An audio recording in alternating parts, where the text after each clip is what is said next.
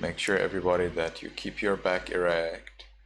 During meditation, the main point is not to move, to keep absolutely motionless. And we can make the first determination. We can keep our eyes cast down. That means we see the floor in front of us, or whatever is in front of us down there, about a foot or 2 feet from us. And just like we don't move the body at all, we also do not shift the focus of the eyes. So we are very clear about what's in front of us down there, and we don't look straight ahead, we don't look to the left or right. This is a training, so that means we are very strict and we follow it. And we can make the first determination in our minds voicelessly from now on for 15 minutes. I will meditate on muscles and radiate loving kindness without any movement. From now on for 15 minutes, I will meditate on muscles and radiate loving kindness without any movement. From now on for 15 minutes, I will meditate on muscles and radiate loving kindness without any movement.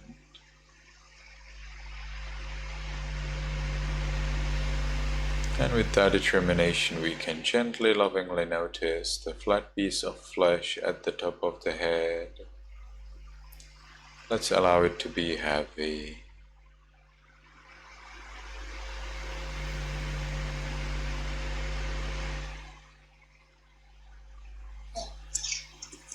Venerable Sir. We continue to the forehead, eyes, nose, lips, chin, cheeks, ears, back of the head,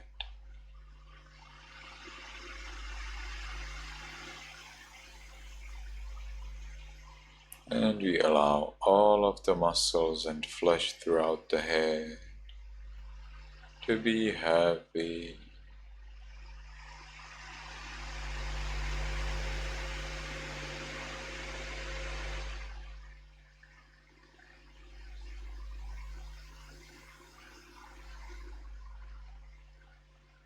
We continue to the neck, shoulders, arms, elbows, forearms, wrists, palms,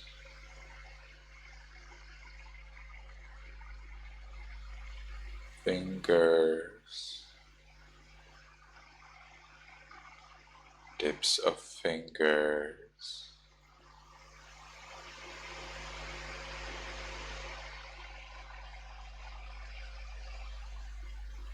chest, abdomen, back,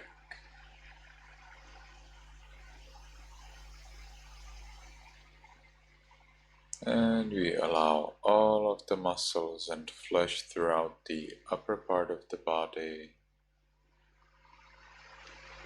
to be heavy.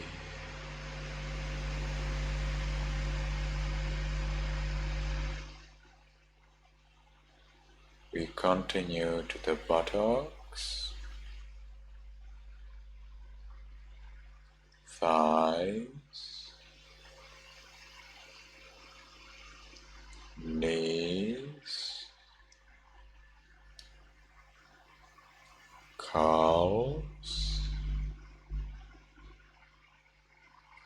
heels,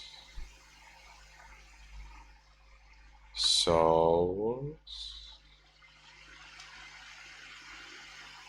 toes, tips of toes,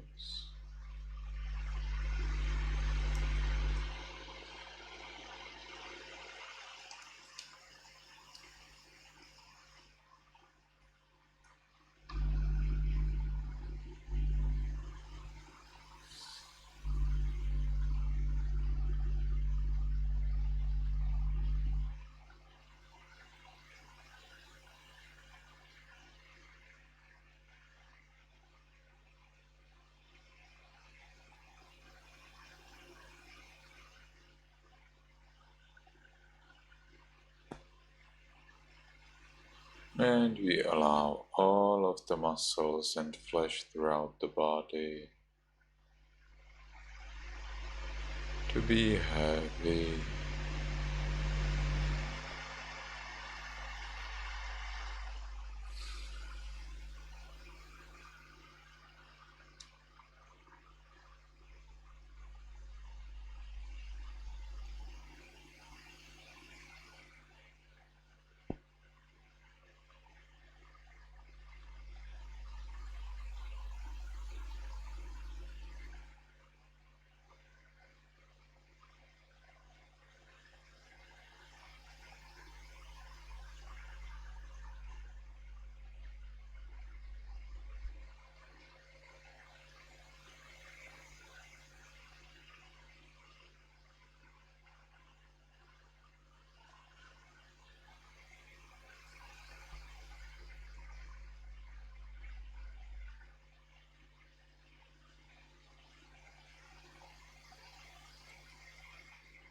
And as we give freedom to the body to be the way it is, we enjoy freedom from worry about the body. Outside meditation, we still take care of the body, but during meditation, we allow the body to be as it already is. We don't worry because we need to work with the mind. So now, as we allow this body to be heavy, we enjoy this freedom from worry about the body. We enjoy this peace.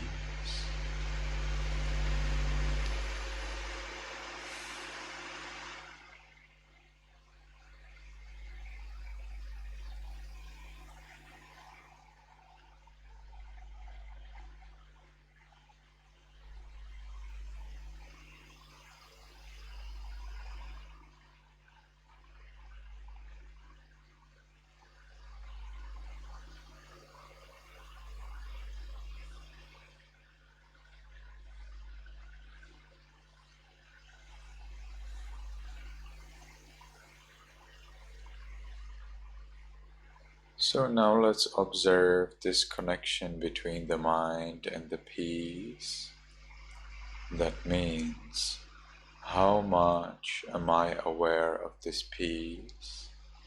Am I still there with the peace? Am I experiencing peace? How clear is my experience? Is it disturbed by what I hear or see? Or am I totally there, only experiencing peace?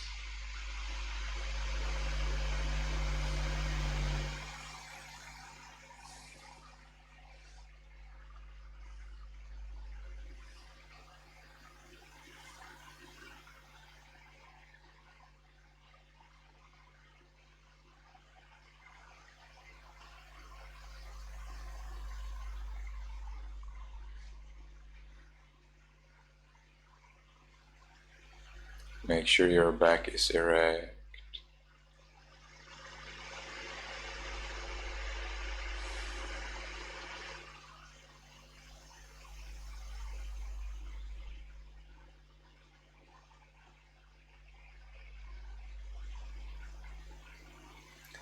So now the task, now the quest is to remember this experience of peace. So we are exploring this experience and we ask ourselves questions. Where is peace? How much of peace is here? What does this peace do? How does it feel? Does it change? If it changes, how does it change? So we can make our questions and we are exploring this peace so that later when we don't have peace, we can create it based on the memory of this moment. So now we are creating this memory.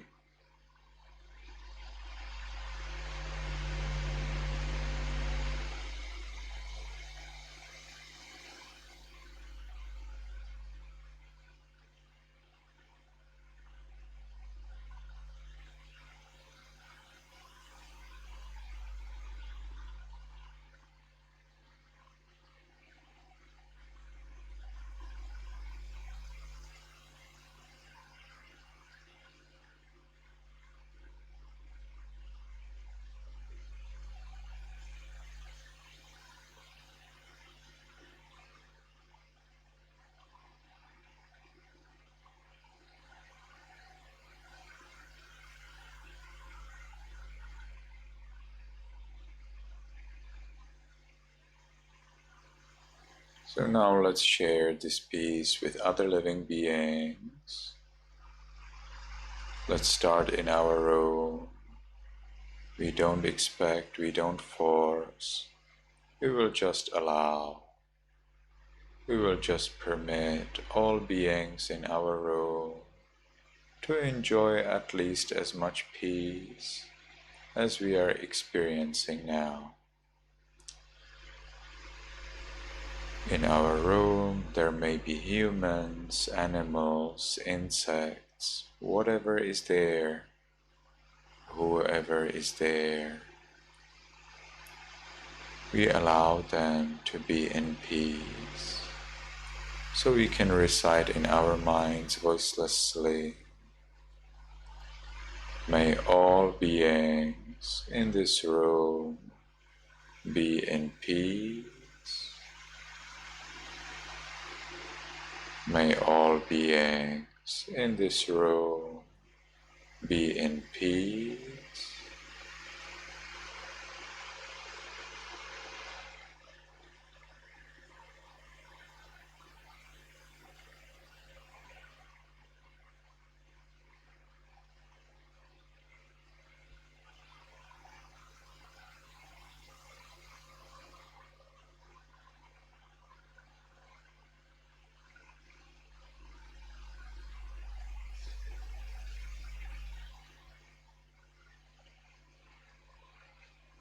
Now let's expand our thought of loving kindness. May all beings in this building be in peace.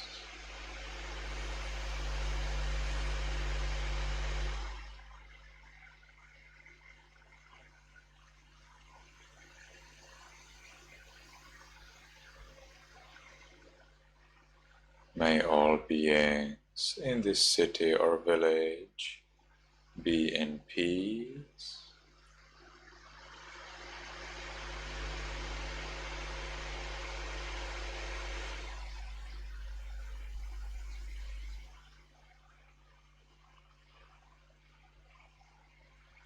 May all beings in this country be in peace.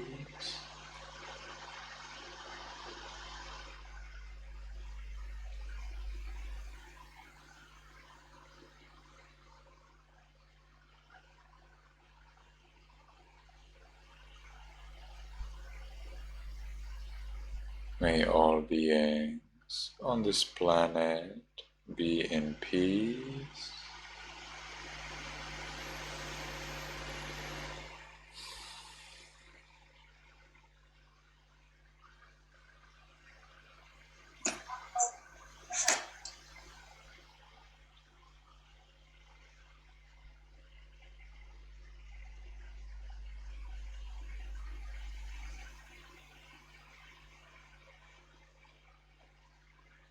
May all beings, including me, be in peace.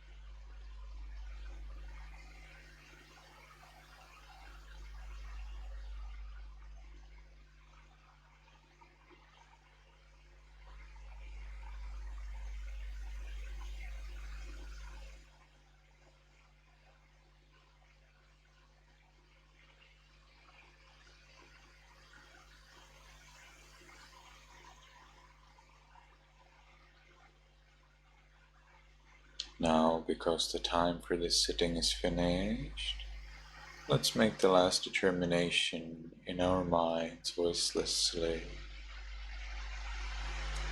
From now on, I will always be mindful and shine with loving kindness. From now on, I will always be mindful and shine with loving kindness. From now on, I will always be mindful and shine with loving kindness. And with that determination, we can slowly, mindfully change the way of our sitting.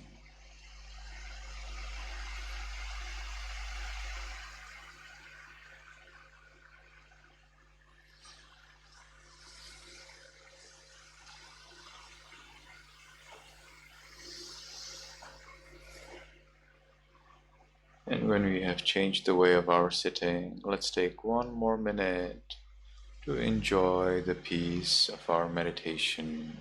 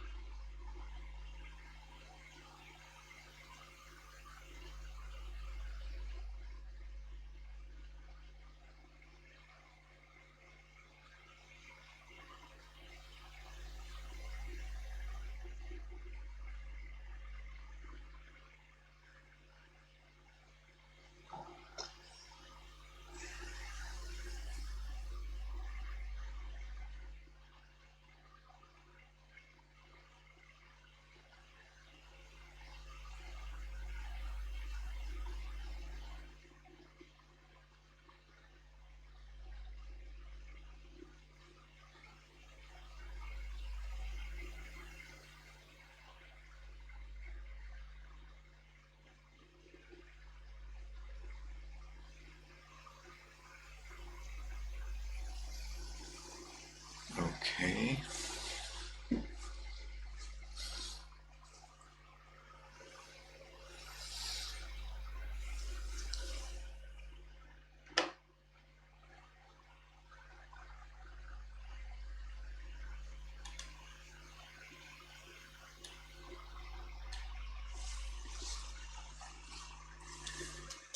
So today we will be looking at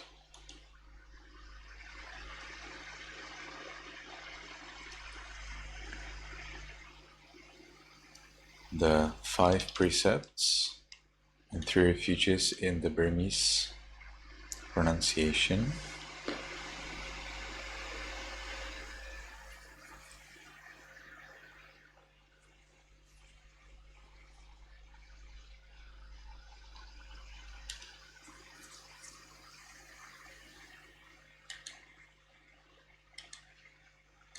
So everybody can unmute.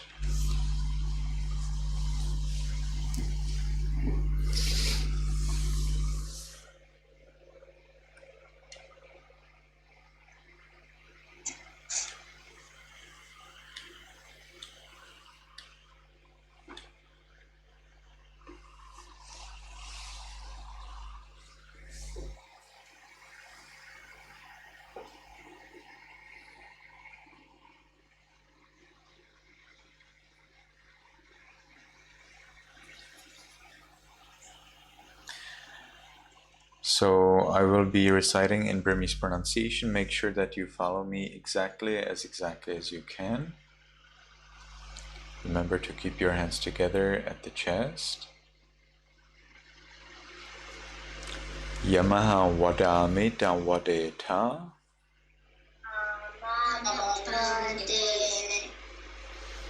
Aham bhante. Titarane nataha.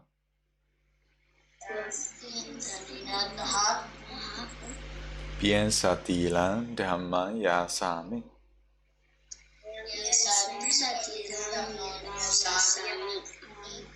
Anogahan katawa. Tilan de tame bhante. Anukampan upadaya.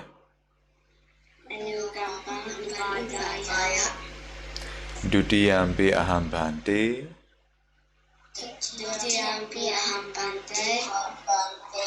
Titarane nataha. Piensa tilan dhamma yasami.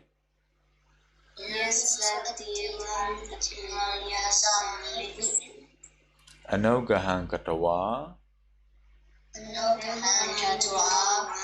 Tilan de tame bhante. Anukampan upadaya.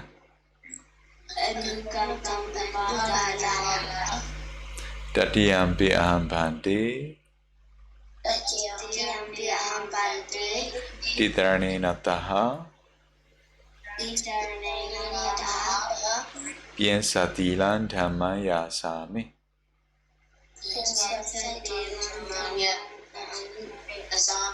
Anogahan katawa. Tilan de tame bhante. Anukampan upadaya.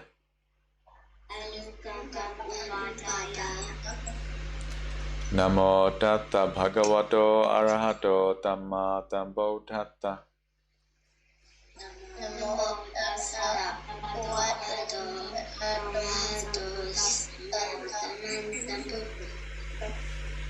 Namo tata bhagavato arahato tamma sambuddhassa.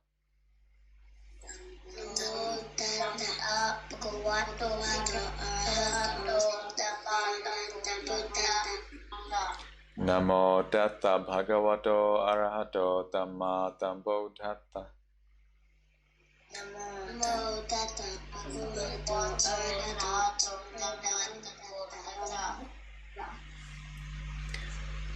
Bodhan taranang gissami.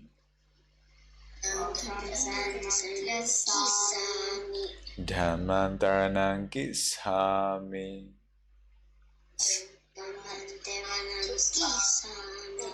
Sanghan taranang gissami.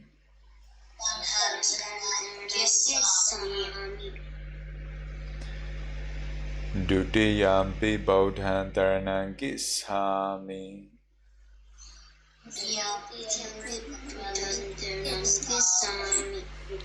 Dutiyampi dhamman taranang gissami.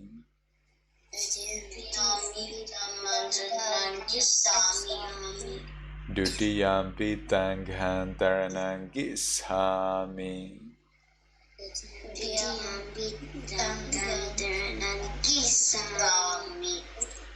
Tatiyampi bodhan taranang gissami.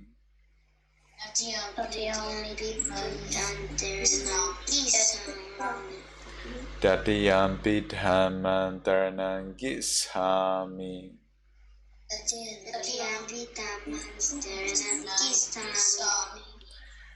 Tatiyampi tanghan taranang gissami.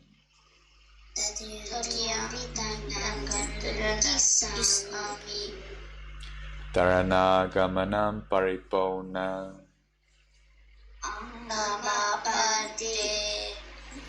So now come the 5 precepts. So the 5 precepts start by I follow the rule of refraining from killing living beings. So we never kill any living beings. Instead, we support all living beings in their happiness and long life by loving kindness in the mind, in speech, and in action. Panatipata.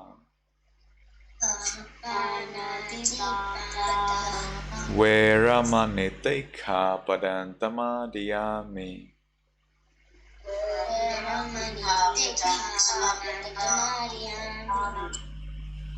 The second precept means I follow the rule of refraining from taking what is not given.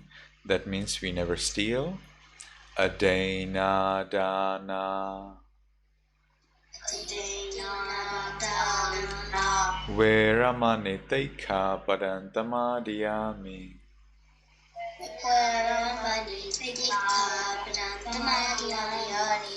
The third precept means I follow the rule of refraining from sexual misconduct. It means when you have a husband or a wife, you are always faithful to them and you don't fall in love with anyone else. Kame tu me sasara.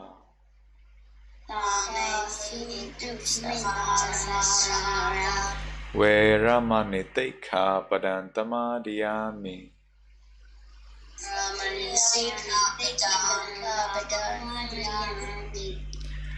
The fourth precept means I follow the rule of refraining from false speech. It means we never tell lies. Mudawada. Veramaniteka padantamadiyami.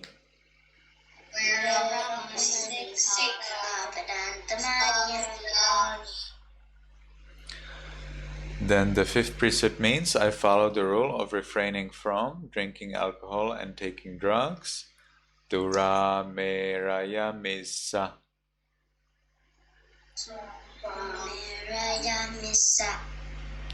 Pamadatana.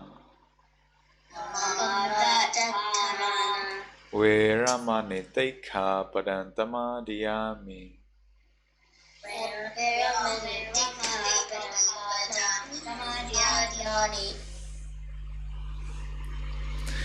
So now I will encourage you all to follow and protect the 3 refuges and the 5 precepts and to make effort mindfully, and you can then reply Amabhanti. So let's try that together. Titaranena tadhain pien satilan dhammanta dukanturakidang katoa appamadena tampadeta. May you be happy, may you be healthy, and may you soon attain the eternal bliss of Nibbana.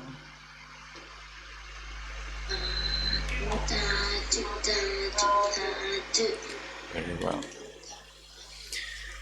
All right. So today we have a lot of things to do. So we will be going.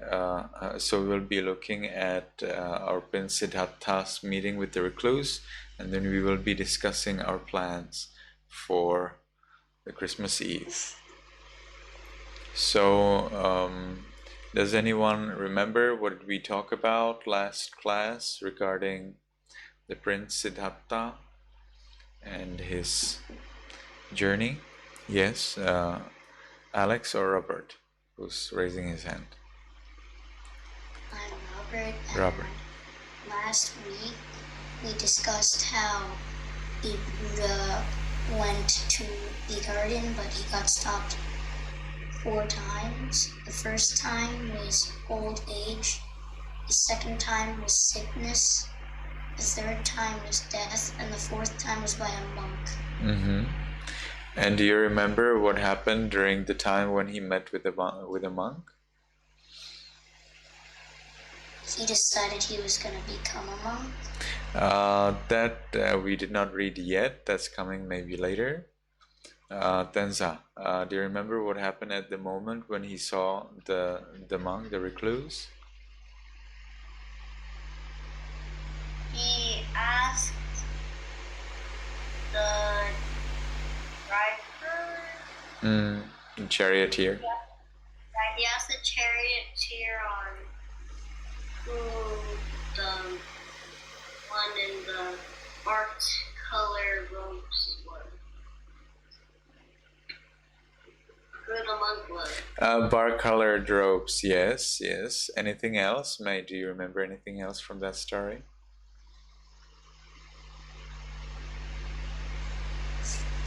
I wasn't here You last weren't here, time. right? I see. May, do you know that I post our previous classes? Do you sometimes watch them? No. I see. All of our classes are always published online. So, and then I share the link to see the class in Viber. So if you miss a class, you may like to watch our previous meeting, so that you know what happened. Okay, Emily. We talked about gods. We talked about gods. That's right. Zoe, do you remember why did we talk about gods? Because those are the people who that's really people who stuff. I don't hear you well. Can you come closer to the camera? Because the gods turn into the people who were not being stuck on the way. And Excuse me, the gods. What happened? I still don't hear you. Can you come even closer? Yes.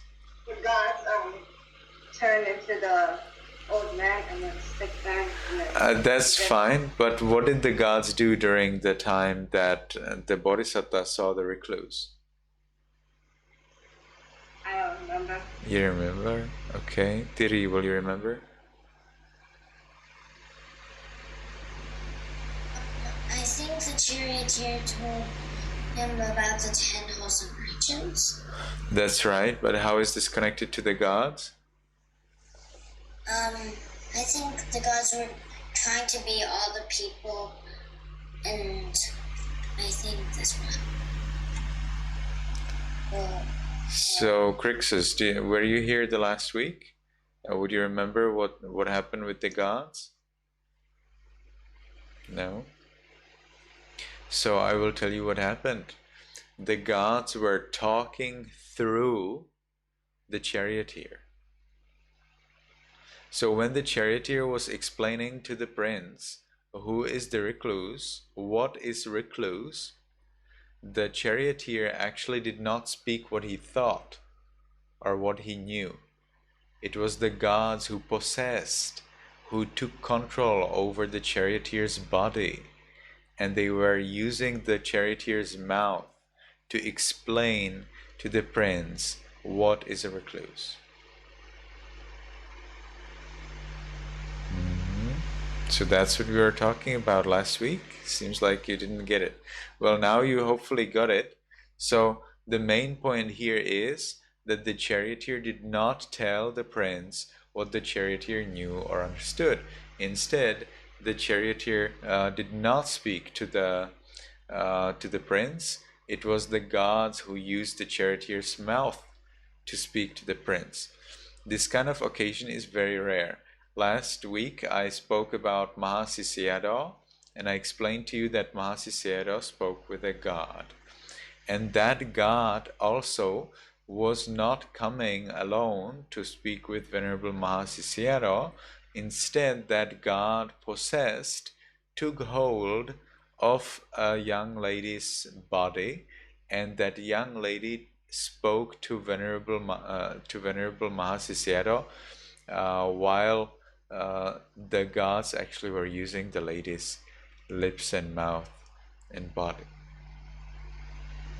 And then when the gods finish their message, then they leave from the body and the person starts to regain the consciousness and they can do whatever they need. So this is what we were talking about the last time. So let's move a little.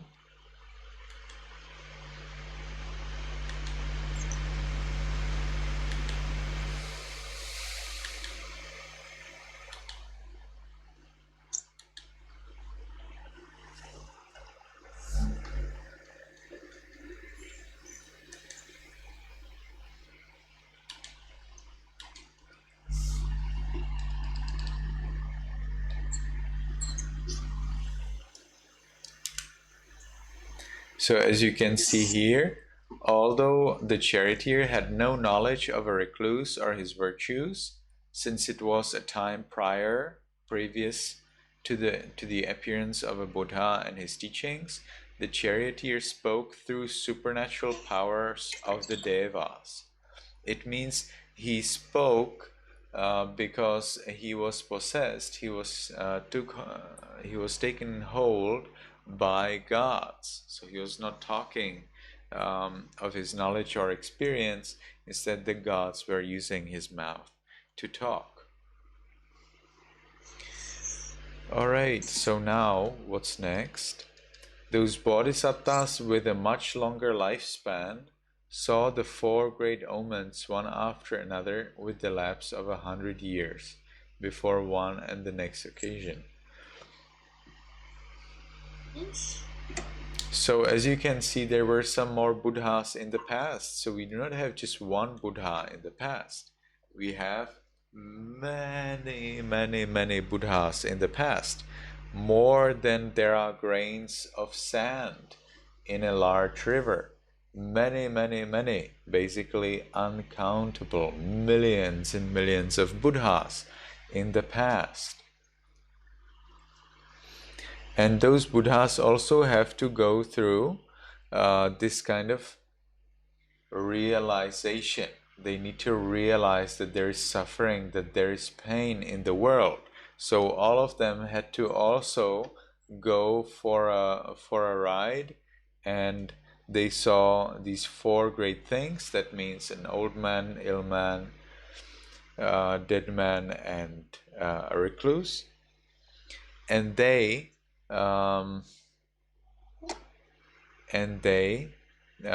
saw these things with the interval of 100 years. So what does it mean?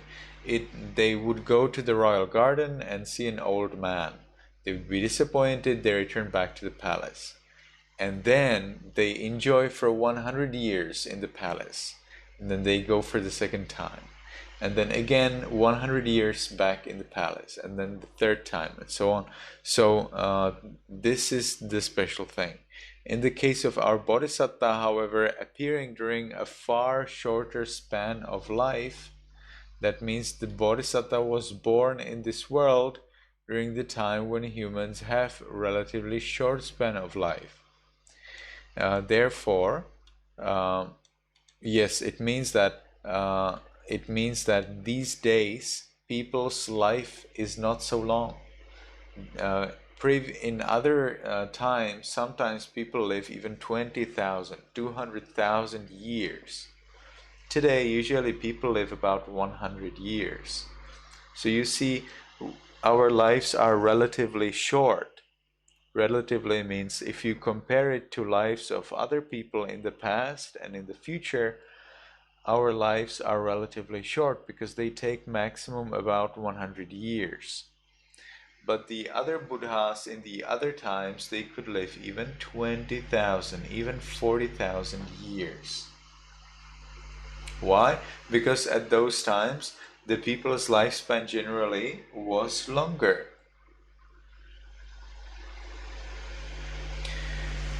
And so we will see that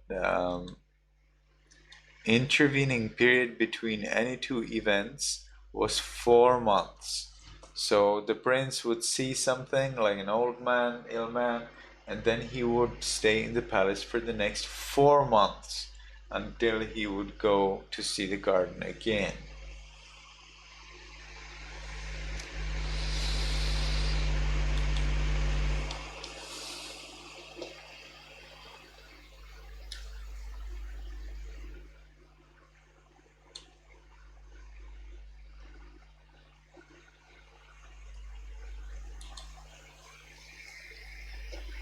Alright, so thereupon the Bodhisattva said to the charioteer, "This man is truly admirable and noble for having gone forth from the world.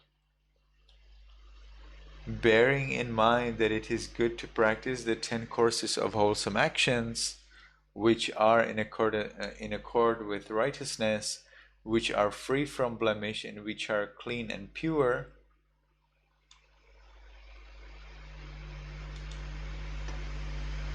that man is admirable and noble for having gone forth from the world, bearing in mind that it is good to refrain from ill-treating sentient beings and to work for the promotion of their welfare." So the prince here is praising the recluse, that the recluse left home and does not harm anyone, and instead keeps love to all living beings. Just because he is admirable and noble, charioteer, drive the chariot to the place where the recluse is. So with the charioteer, they move towards the monk or the recluse. So the charioteer said, "Very well, Your Majesty." The charioteer drove the chariot to where the recluse was. On reaching there, the Bodhisattva asked the recluse, a creation of the Devas, "O man, what is that you are doing?"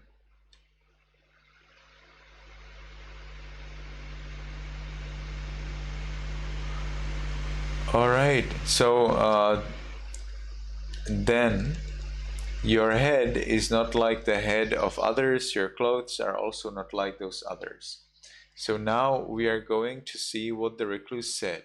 And we have here this mention again and again repeated, that the recluse was created by the gods. So he was not a real recluse. He was just an appeared person.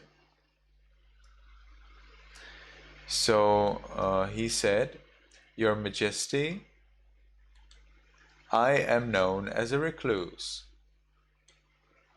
So what is a recluse?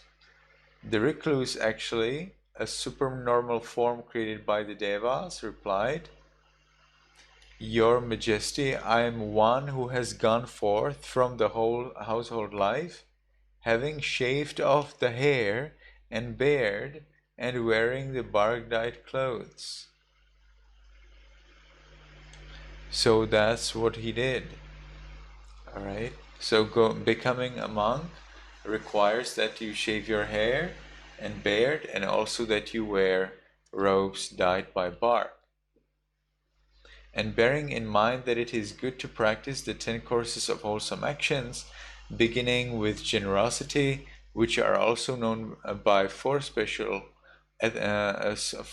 names, that is Dhamma for being righteous, Sama for being in accordance with righteousness, Kusala for being blemish-free, and Punya for being pure and clean, both as cause and effect. So this is the praise of the 10 good things.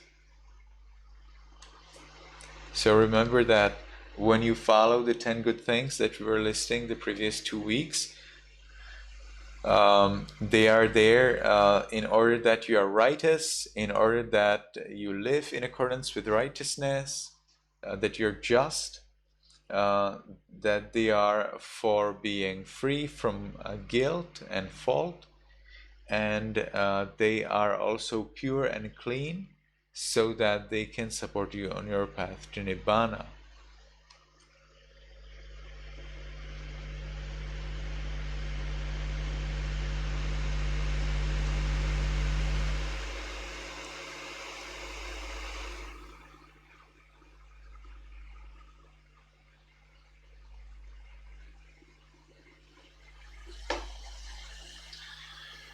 All right.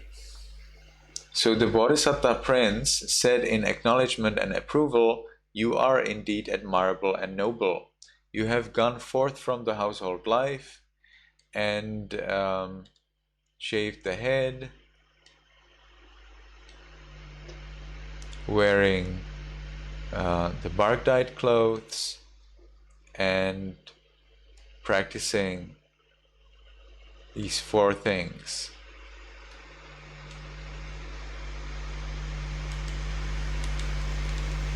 And also bearing in mind that it is good to refrain from ill-treating sentient beings and to work for the promotion of their welfare." Well, that's all repeated.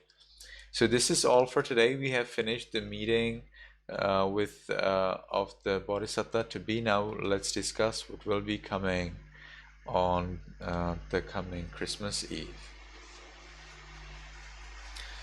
So for the coming Christmas Eve, previous year we did hunt, we did treasure hunt. Now this and at that time your parents had to prepare something for you, right? So this time I wish that you prepare something for the class instead of your parents preparing it. And that will be, I would like to introduce you to a poem.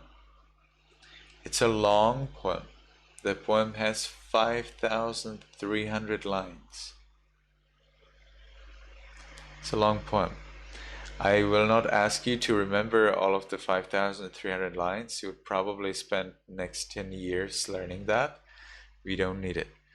But I would like to ask each of you to learn 2 lines. 2. And the idea is that you will learn everyone other 2 lines, so that next time I will start. I will learn the first 2 lines, and then one of you will continue the second 2 lines. The other one will continue the third 2 lines, and like this, gradually, one after another, we will recite the poem. Only a little portion, of course. So now who will take which lines? So I would like to take it according to the age. So those of you who are the oldest, they will start earlier. Those of you who are the youngest, they will finish. So I need to know which year and which month were you born? Will you know that? Denza, do you know which year and which month were you born? I was born in 2013 and in March. Okay. May? I was born in 2012 and August. Oops. That's nice. May 2012, August. So hopefully we will not get confused. Then Robert. June 2012. I didn't hear well the month. June 2012.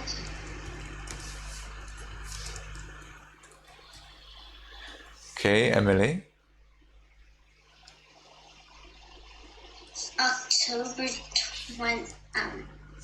October 14th, 2013.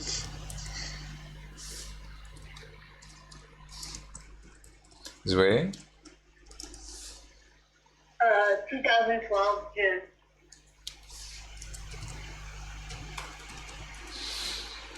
Tiri. 2014 August. Okay, Crixus.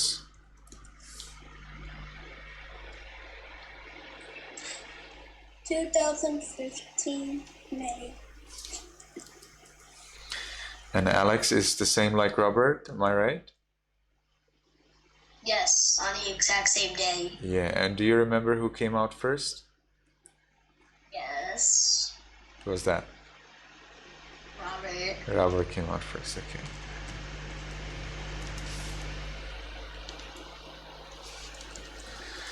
Nice. So now let's see who is the oldest. So we have 2012, the oldest year, and we have August, June.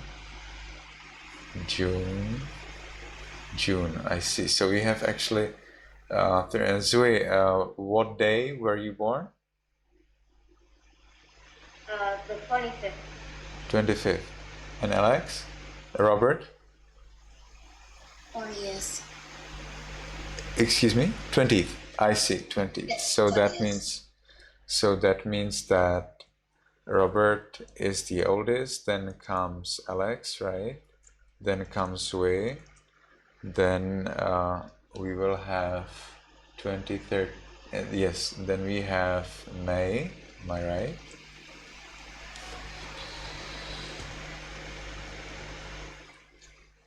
Then we have May. Then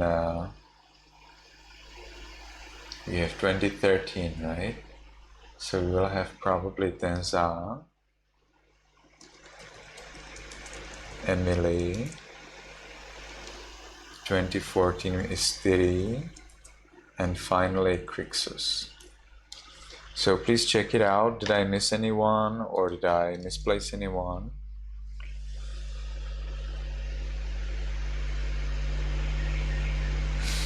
So far seems good, right? So now I need to know who of you would actually like to come next for our next class. So if you would like to come next class, please raise your Zoom hand. Do you know how to raise your Zoom hand? You raise your Zoom hand by going to reactions and then raise hand.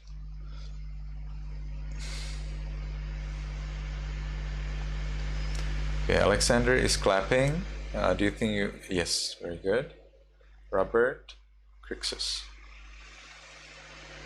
Is Crixus coming? If yes, please try to raise your Zoom hand. Yes, perfect. So now everyone can remove your Zoom hand, please. And I will distribute to you the verses. So our poem is very long and very big, and it's extremely difficult to understand. Our poem is extremely difficult to understand. It is also very old. It is from 1879. So it's about 143 years old. That's a very old poem. And because it's so old, it is written in Old English. It's not so Old English, but relatively Old English. So it's not so easy. And moreover, it's a poem. So it just doesn't follow the basic English grammar.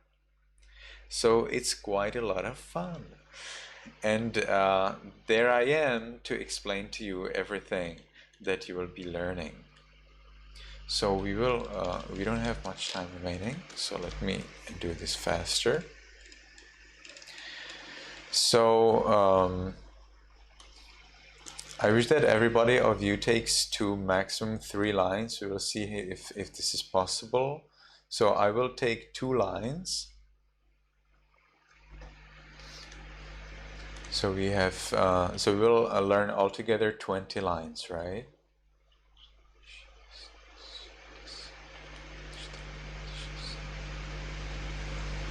Okay, I think this looks pretty good. So I have 20 here.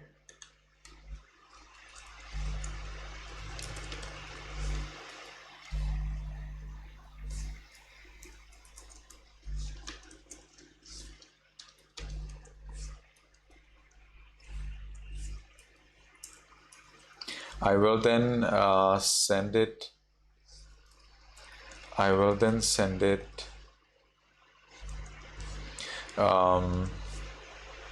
I will then send it in the Viber group, so all of you will have easy access to the text.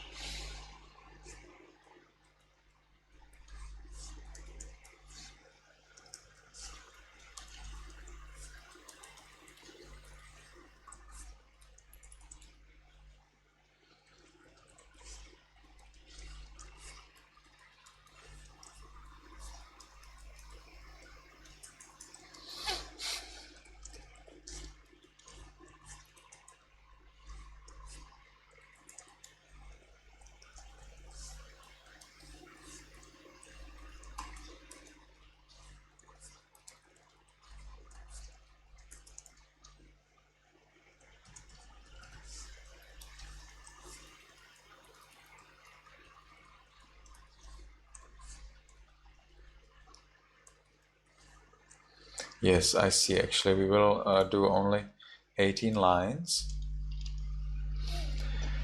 So let me say these things before I lose them.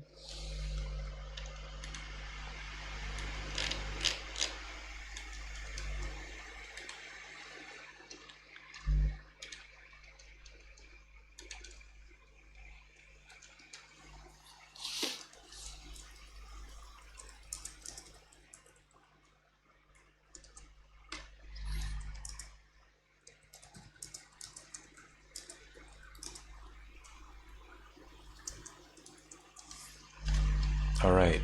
So my first two lines are the scripture of the Savior of the world, Lord Buddha, Prince Siddhartha, styled on earth. So it means we are talking about the our Tipitaka, the texts, the books where we have teachings of the Buddha.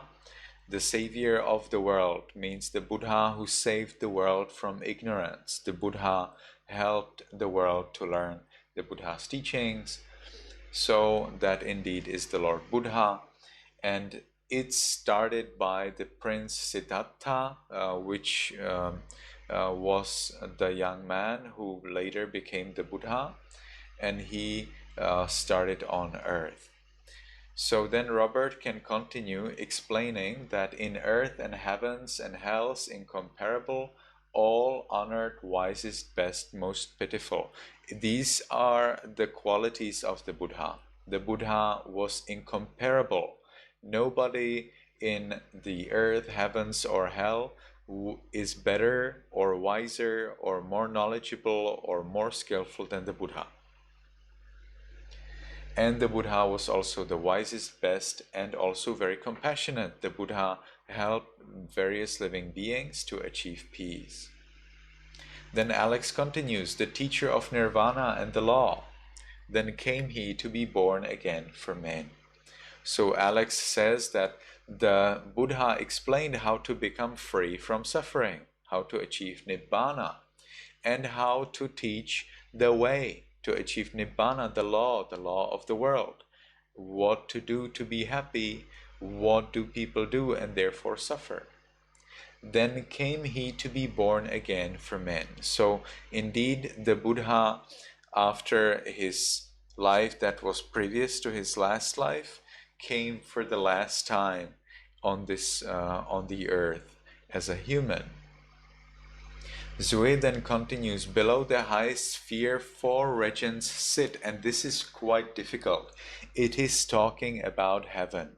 This is the heaven of 4 great gods, 4 great kings of gods. There is the king of dragons, king of heavenly birds, king of ogres, and then king of treasure keepers or treasure protectors. So these are the 4 kings: king of dragons, king of ogres, king of bird gods, and king of treasure keepers. So these 4 are the lowest. These four gods, they are the lowest gods.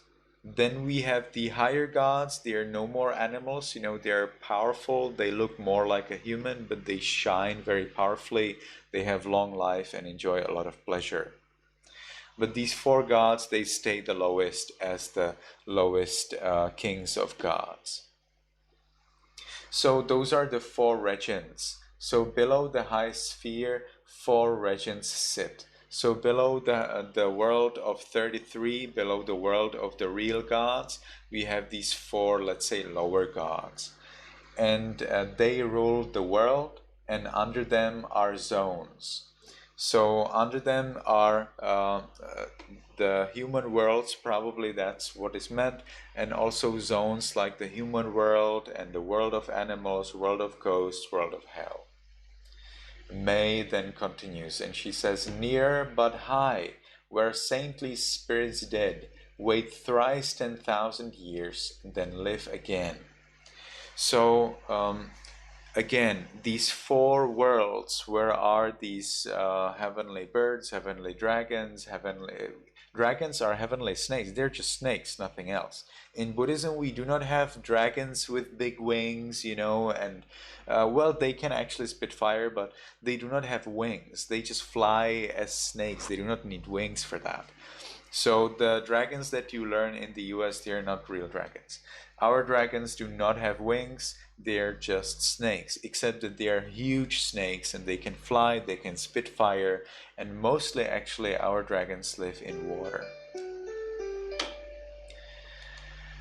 All right, and then so these are these gods are close, but they're not too far. All right, and there um, there when saintly spirits dead wait thrice 10,000 years, then live again. This is a little complicated. Probably this means that when very good people die here, they can be born in these four worlds. They can be born even higher. And if they are born in these four worlds, they will live there many, many years. Actually, much more, probably much more than 30,000 years. He says thrice 10,000. That is how much? 30,000. So 30,000 years. Actually, they live there much longer. And then they live again means they can be born again as humans. Let's take it in this meaning, otherwise we would run into problems with the texts. Okay, then Tenza continues, and on Lord Buddha waiting in that sky came for our sakes the five sure signs of birth. So the Buddha, before he became a Buddha, in his previous life, the life before his last life, his previous life, he was actually in heaven. And he was waiting until the right time comes to be born as a human. And so the Buddha to be was there as a god in a heaven. And he was waiting until five things are ready here so that he knows this is the right time to come here for his last life, to become the real Buddha. So that's why it is said, and on the Lord Buddha waiting in that sky, because he was a god, he was waiting in heaven, came for our sakes the five sure signs of birth. So five things came so that he could be born in here. They are later explained in the five sure signs. Well, they were actually five sure signs of death rather than birth, such as that he started to have sweat. As humans, we sweat when we are tired, but gods sweat only when they get very old. Also, his flowers on his head started to be old, started to wither. Us as humans, if we take flowers on the head, after one day they wither. But in heaven, they do not wither. They're fresh and lush for thousands and thousands of years. They start to wither on the head. They start to be old, the flowers, only when the gods get old. Another sign of getting too old is that they are no more happy sitting on the throne. Gods have beautiful thrones. Now, us, when we sit 1 hour on a chair, we get tired and we get disappointed. But the gods, they can sit on their thrones thousands of years and they enjoy it and they're happy. Well, they don't sit all the time there. They also dance and they enjoy in their swimming pools and things. But when they're on their thrones, they can sit as long as they want and they're always happy there, except when they get too old. So 5 signs like that.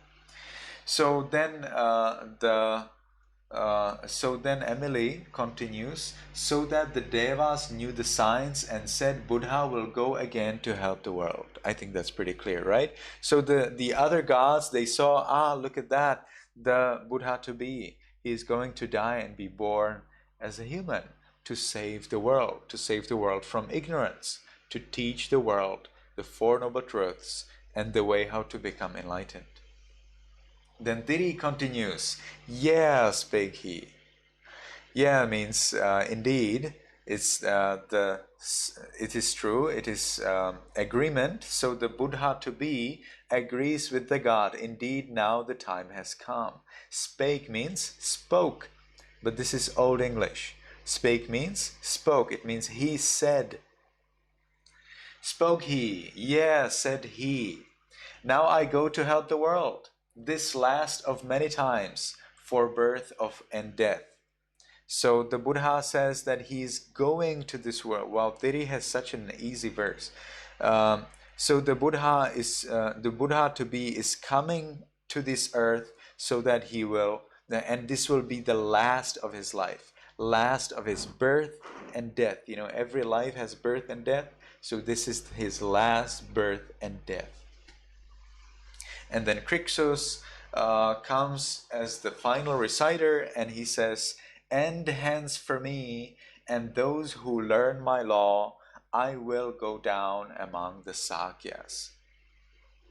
So Crixus then explains that the God Buddha to be is departing from the heaven, and I see, and actually here "end" means the end of suffering, end of birth, old age, illness, and death, end of not getting what we want, being bound to what we don't want, end of anxiety, lamentation, crying, and various mental and physical diseases. So this is the end, and that's the end of suffering, end of pain for the Buddha to be, for the Buddha and for all others who will follow his teachings. You see, and those who learn my law. Law means the Buddha's teachings. I will go down among the Sakyas. Now, because we are only 9 people altogether, we will learn only 9 lines. Now, perhaps you remember the poem has 5,300 lines. So from 18 lines altogether, 9 people, 18 lines, because each of us takes 2, you will not learn all of the story. But it's a good start, and you may then remember that there is a nice poem about the Buddha. So later when you are 15, 20, 40 years old, you will think, there's actually this poem that I learned when I was 9 years old. Maybe I should read it. And then you will read it all. So that's the point, that you will remember the poem and later you will read it all. It's extremely difficult to read. So even if you read it now, it's not enough. You will need to read it again sometime later when you know more English, when you know more vocabulary and understand more about Buddhism and India. Okay, so this is my explanation. Does anyone have any question regarding these particular lines? No question at all? I think someone had a question though. Alex I think Alex or someone had a question. I saw a hand up. Yes, Robert?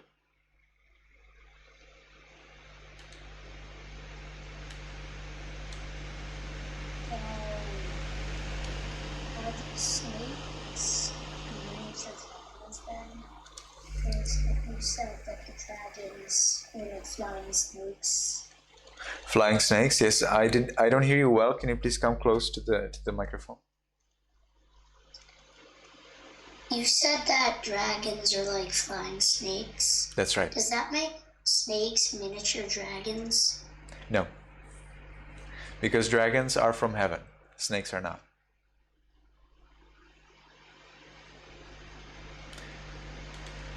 Because it would be, then you would have to say that humans are miniature gods. And that's not, because gods are from heaven and humans are from human world. Yes, Tiri? Has a god ever seen a dragon in heaven? I'm sorry, I didn't catch the first word. Has? Has a god ever seen a snake, not a snake, a dragon in heaven?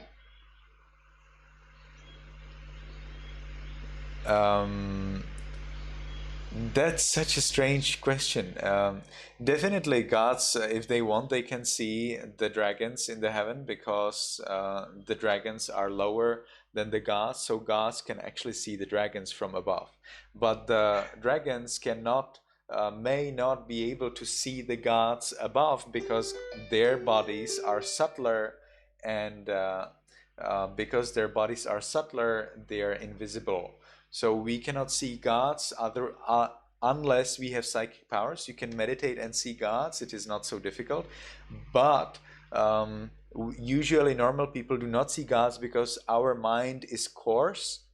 That means it is rough. There is some greed, anger, ignorance. There is some attachment, like I like this beautiful clothes, I like this beautiful this wonderful food, and because there is this attachment, we cannot see the gods because we are too coarse.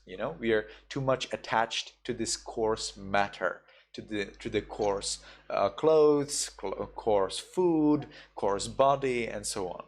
Whereas the gods, they are very refined. They're very they're very prince-like. Like you usually do not meet with princes and kings, right? Because you do not live in the palace. And the kings and princes usually do not meet with you because, well, you don't live in the palace. So in the same way, the gods do not meet with us because they are like very, very high in the palace, and they really don't care about us. They care about their own pleasures. So it is still easier for princes to meet with us and for us to meet with princes than for gods to meet with us, because it is like think about when you go to toilet and you poop and you pee, then the poop and pee, then they end up in some place, and in that place there are also some insects and some bacteria. So would you like to visit that place where is the poop and where is the pee, to see the bacteria and say, hey guys, there are humans, do you know about us? You would not do that. The same way the gods, they do not come to us because we are like those in the sewage. So they do not enjoy coming here because we are stinking, because we are ugly. The gods are beautiful and fragrant and they're shining and they enjoy, and it's also just so much of fun for millions of years. So that's why we don't see gods. And gods can see dragons, dragons cannot see gods.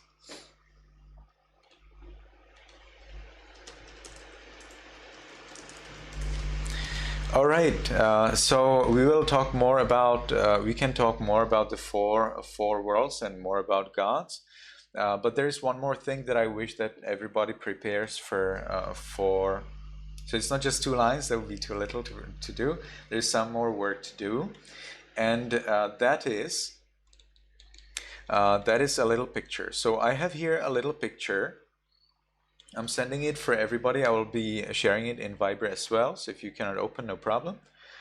And in this picture, there are many leaves, and there is also one blank space for a leaf. And you will actually not be drawing a leaf. You will be writing inside this white space. I'll show you what it is. So we have here bodhi leaves. These are leaves from the tree under which the Buddha became enlightened. And here, look at that. We have here a white leaf, and that is for your writing. So I wish that all of you take your 2 lines and write them inside this leaf. So you take the 2 lines that you memorize. You can copy. You do not have to write out of your memory. No need. You will be reciting out of your memory next lesson. But for the writing, please copy carefully so that you don't make any mistake. And then under that, you need to write that this is coming from the poem "The Light of Asia" by Sir Edwin Arnold. And so for this, you will probably need to print this out. I do not wish that you write this on a computer or iPad. I would like to see that you have it printed out and that you write it by a pen or by a color pencil. So I will take an example. For example, what Emily will be writing So Emily will take her 2 lines, and right below in the brackets she will write the Light of Asia, Sir Edwin Arnold. Okay, so this is all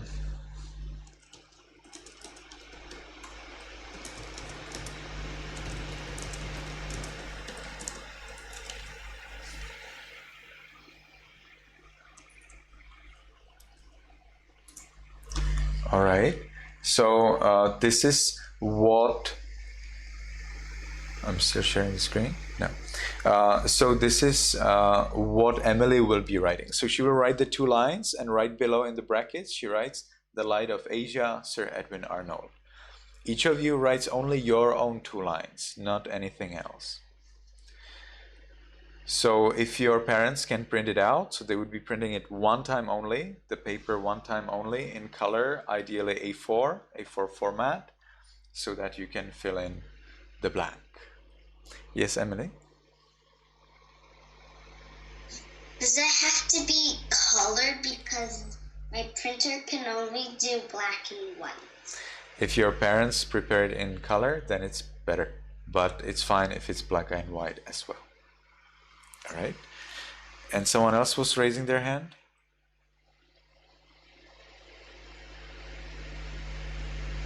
No more? Okay, so it was a pleasure to see everybody. And if you have any questions, please ask me in Viber, or ask your parents to ask me in Viber. May you be happy, may you be healthy, and may you be successful in everything you do. Goodbye, Venerable Sir. Goodbye, Venerable Sir.